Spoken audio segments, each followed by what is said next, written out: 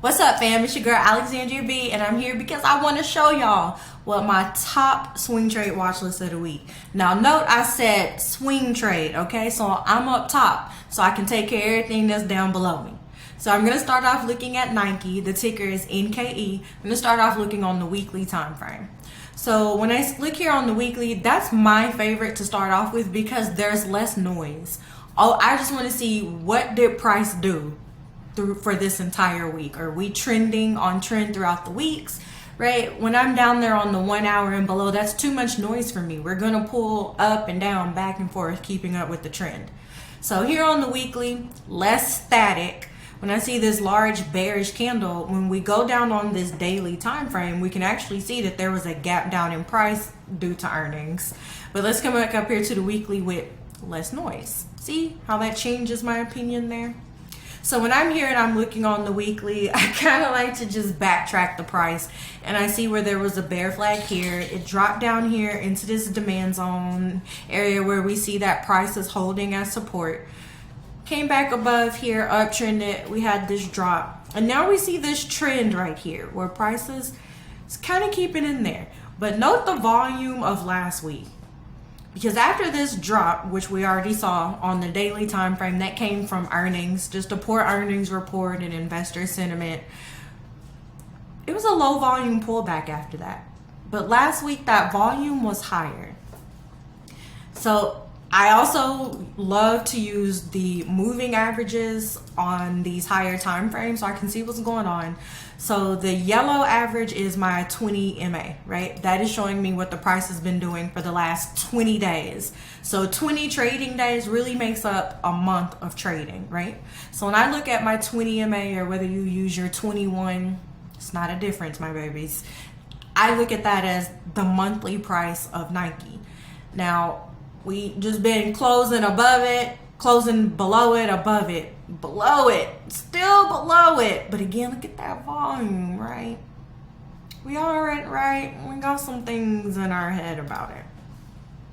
Now, when I come here on the daily and I'm looking at that same thing, right here, you can just barely, that yellow MA is right in there. Right where last week's price action, or well, Friday's price action, which finally closed above this range it was making in here, got up there, tapped it, and rejected a little bit.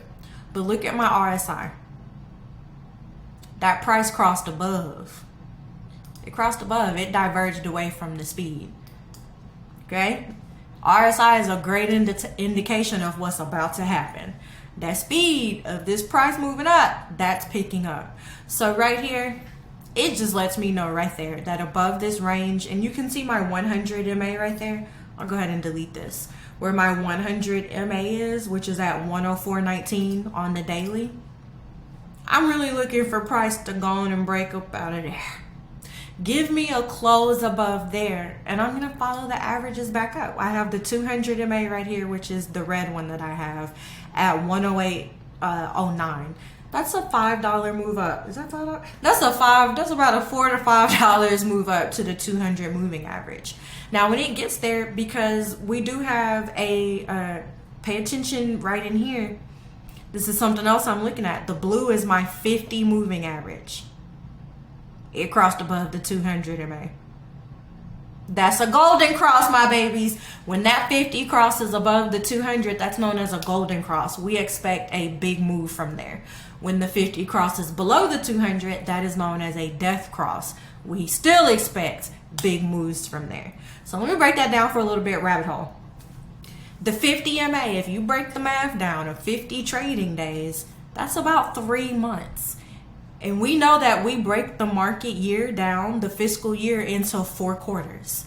So when I look at the 50 MA, I'm looking at that as that's the quarterly price. If we take 200 trading days and we break that down, that is a year, that's about a year worth of trading.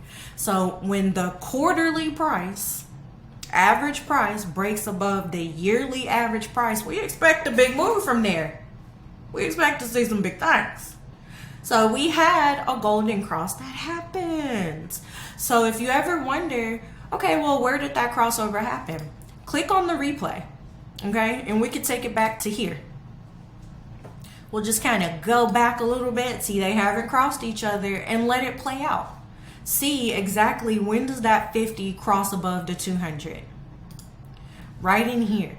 We got the golden cross when that drop happened. Baby, that was a fundamental earnings drop and all that stuff. They just pushed that back down to the demand zone so they could buy it up again. Okay? They said poor earnings, investor sentiment was down. That's okay. Thanks for giving us another buying opportunity. All right? So just to continue to play it out in there and look at it, just diverging. That's still a golden cross, okay? We seeing what we seeing. Y'all feeling me? I know y'all are. Y'all are intelligent. So again, we have levels right there above, a close above. When I see that a daily candle closed above this 104.15, I'm looking for my entry on the next day. Just that simple, y'all. This move right here, we want it. See you at the top. Bye.